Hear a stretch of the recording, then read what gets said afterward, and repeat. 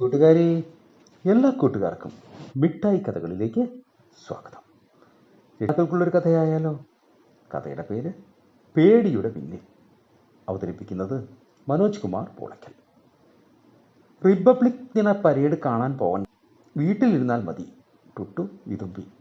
അമ്മയും അച്ഛനും പേടിയുടെ കാരണം ചോദിച്ചപ്പോൾ അവൻ പറഞ്ഞു, ആരെങ്കിലും എന്നെ പിടിച്ചുകൊണ്ടുപോയാലോ?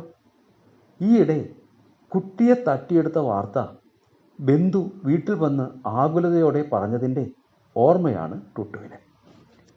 പല കൊച്ചുകുട്ടികളും ഇങ്ങനെയാണ്. ചുറ്റും കാണുന്നതും കേൾക്കുന്നതുമൊക്കെ ചിലപ്പോൾ അവരെ പേടിപ്പിക്കും. അയ്യോ, എനിക്ക് പേടിയാകുന്നു എന്ന് കുട്ടി പറയുമ്പോൾ ചിലപ്പോൾ മുതിർന്നവർ അവരെ കളിയാക്കുകയാണ് പതിവ്. അയ്യേ, വലുതായിട്ടും പേടി മാറിയില്ലേ, ഇങ്ങനെയുണ്ടോ ഒരു പേടി തുടങ്ങിയ മുതിർന്നവരുടെ ചോദ്യങ്ങൾ കുട്ടികളുടെ പേടി മാറ്റില്ല, മറിച്ച് അവരിൽ അഭിമാനക്ഷതം ഏൽപ്പിക്കുകയേ ഉള്ളൂ. കുട്ടികൾ എന്തുകൊണ്ടാണ് പേടിത്തൊണ്ടന്മാരാകുന്നത്? കുട്ടികളിൽ അനാവശ്യ ഭീതി ഉണ്ടാക്കുന്നതിൽ മാതാപിതാക്കൾക്കും പങ്കുണ്ട്.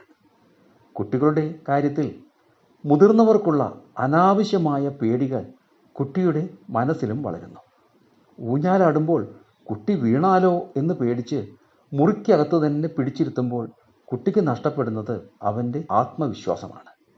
കുട്ടികളെ മര്യാദക്കാരാക്കാൻ അനാവശ്യമായി ഓരോന്ന് പറഞ്ഞ് പേടിപ്പിക്കുന്നതും മുതിർന്നവരുടെ പതിവാണ്.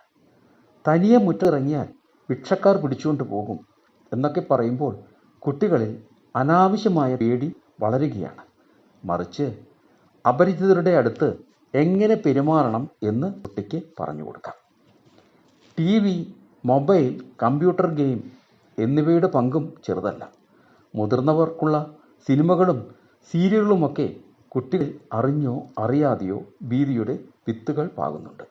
കുട്ടികൾ കാണുന്ന പരിപാടികൾ എന്തൊക്കെയാണെന്ന് മുതിർന്നവർ നിരീക്ഷിക്കുകയും നിയന്ത്രണം ഏർപ്പെടുത്തുകയും വേണം. കൂട്ടുകാർക്ക് കഥ ഇഷ്ടമായോ? എങ്കിൽ പുതിയ കഥയുമായി നമുക്ക് നാളെ കാണാം. എല്ലാവർക്കും നല്ലൊരു ദിനം ആശംസിക്കുന്നു. Story uncle.